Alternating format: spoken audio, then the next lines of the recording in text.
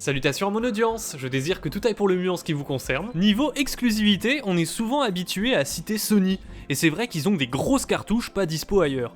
Si ce n'est sur PC, ça commence à arriver. Mais dans cette vidéo, je voulais montrer que les consoles Xbox n'étaient pas en reste non plus, puisqu'il y a un paquet de gros jeux archi-cultes auxquels tu ne peux pas jouer sur une console moderne, à moins d'avoir une Xbox. Voici donc une liste de titres auxquels tu ne peux pas jouer sur une PS5 ni une PS4, alors que tu peux te les faire sur une Xbox Series ou une Xbox One. D'abord, un mot sur la série The Witcher. C'est devenu une série ultra populaire grâce au 3e épisode, mais en fait, peu de gens ont pu jouer à un autre jeu que le 3e, sachant que The Witcher 1 et 2, c'est des jeux PC en fait. C'est fou de se dire que si t'es un joueur console, que The Witcher 3 il t'a marqué, bah t'as aucun moyen d'approfondir la série sur ta console autrement qu'en achetant les DLC ou en attendant la suite qui arrive dans 5 ans. Aucun moyen ? Vraiment ? Eh ben non, puisque The Witcher 2, lui, est aussi sorti sur console à l'époque, exclusivement sur Xbox 360. Pas sur PS3 malheureusement. Et ce qui est cool, c'est que le jeu est rétrocompatible sur les Xbox modernes, avec ce que ça implique en termes de boost de performance et de résolution. Donc c'est presque comme jouer un remaster du jeu. Et pour les fans de The Witcher 3, c'est comme si la Xbox te donnait accès à une sorte de préquel du jeu qui te permet de mieux comprendre les éléments de scénario évoqués dans le 3. Sacré argument pour Xbox que cette rétrocompatibilité optimisée. Ensuite, parlons d'un de mes jeux préférés de la dernière décennie, Portal 2. Jeu devenu ultra culte rapidement et pourtant aucun moyen d'y jouer sur PS4 ou PS5. Sur Xbox en revanche, il t'attend sagement sur le store, ou sur Vinted, ou dans un cache, tant que t'as un lecteur CD sur ta console. C'est un jeu avec des énigmes, ultra ingénieux dans le design, pas trop dur, une mise en scène trop cool, j'insiste sur ça, beaucoup d'humour, et c'est rare dans le jeu vidéo que ça sonne aussi juste. Les dialogues et les quelques personnages qu'on y croise sont trop bien écrits. En plus de ça, t'as une aventure supplémentaire jouable à 2 en coop, qui est tout aussi mémorable. À mes yeux, c'était la meilleure expérience coop du jeu vidéo avant que ne sorte It Takes Two. Red Dead Redemption. Lui aussi il a marqué son époque. Alors que les open world dans les villes modernes commençaient à se répéter, c'était une bouffée d'air frais de plonger à l'époque du Far West. Avancer dans l'histoire ou bien se balader seul dans la nature pour faire des quêtes annexes ou chasser. Il y a quelque chose qui se dégage de ce jeu. Et certains le préfèrent même au 2e épisode. Moi je peux pas dire, j'ai pas encore fait Red Dead 2. Le premier, tu peux pas y jouer sur PS4 ou PS5.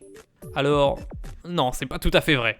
Vous savez, avec l'abonnement méga cher de Sony, tu peux jouer à une sélection de jeux PS3 en streaming uniquement. Et Red Dead Redemption 1 en fait partie, mais seulement pour quelques semaines. Peut-être même que quand vous verrez cette vidéo, ça sera déjà trop tard. Donc dépêchez-vous de revenir dans le temps si vous voulez y jouer sur votre PlayStation. En vrai, le streaming ça marche pas trop mal si t'as une bonne fibre optique. L'input lag, on le sent pas trop. Oui mais voilà, tu possèdes pas le jeu. Tu payes tous les mois un abonnement très coûteux et à la fin le jeu te revient pas. Faisons un parallèle avec un appart. Soit tu le loues, tu payes tous les mois le propriétaire et après tu dois le rendre, mais personne te rend ton argent. Ça, c'est la location. Soit tu achètes un appart, et là il est vraiment à toi. Tu peux même le revendre pour récupérer ta thune. Donc si l'appart c'est Red Dead Redemption, l'achat c'est sur Xbox. Et la location c'est l'abonnement de PlayStation. Donc pour rentabiliser Red Dead sur PS5, faut pas prendre trop de temps à le finir.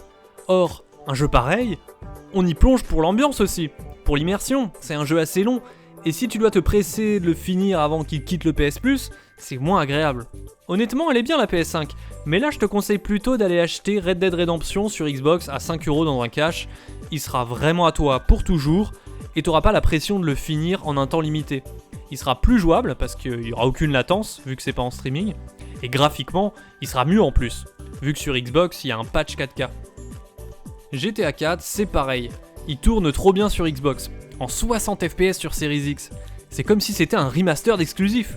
Je l'ai découvert assez tard et j'ai été très surpris qu'il ait pas tant vieilli.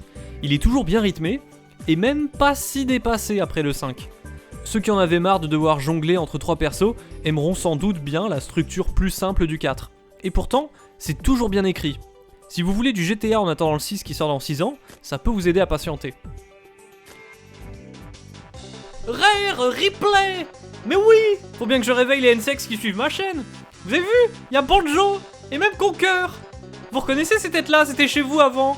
Bah on aimerait bien que ça revienne aujourd'hui sous la forme de vraies suites, parce qu'il y a de belles choses à faire avec ces univers et la puissance des consoles actuelles.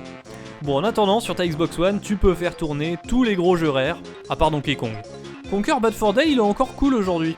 C'est la version 64 dans la compile. Le remake de la première Xbox, faut l'acheter séparément, mais il est pas mal.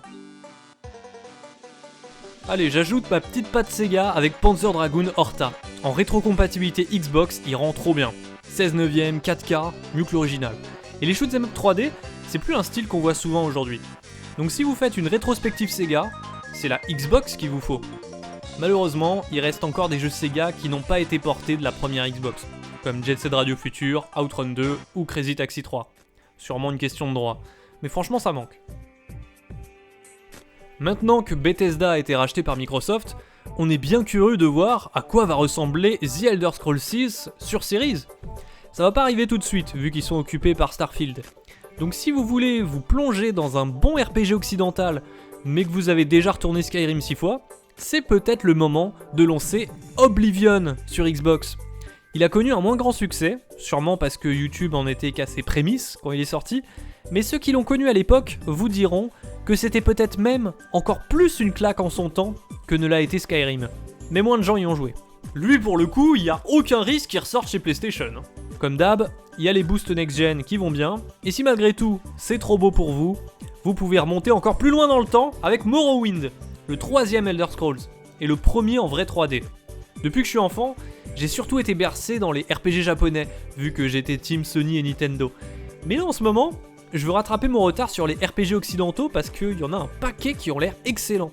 Et si vous en avez certains à nous conseiller en commentaire, je suis preneur. J'espère que cette sélection vous a plu. Dans cette vidéo là c'était surtout du rétro, parce qu'avec la dernière conférence Xbox, je pense que vous les avez encore en tête, les grosses licences actuelles comme Forza, Halo ou Flight Simulator. Et pour me différencier, l'idée c'était de dire qu'il n'y a pas que les jeux ultra récents qui valent la peine d'être joués. Et me dites pas que c'est trop rétro pour vous, sur PS5 on vous revend encore du Uncharted et Demon's Souls. Non, là c'était une sélection de jeux au feeling encore très moderne pour la plupart. Sachant qu'on peut le dire, le jeu vidéo a pas tant évolué que ça en 10 ans. Mais ça, j'en parle plus longuement dans cette vidéo. Les tendances et évolutions du jeu vidéo moderne. Je vous aurais bien fait une sélection pareille avec la PS5 s'ils avaient sorti des jeux rétro sympas dans leur abonnement. Malheureusement, leur offre PS1, PS2, PSP est ridicule contrairement à Xbox qui gère sur le rétro. Mais bon, ils peuvent peut-être encore attraper le coup. À l'avenir, si vous souhaitez que je vous refasse une sélection Xbox comme ça, je peux le faire sur des jeux plus modernes. Dites-moi si ça vous intéresserait.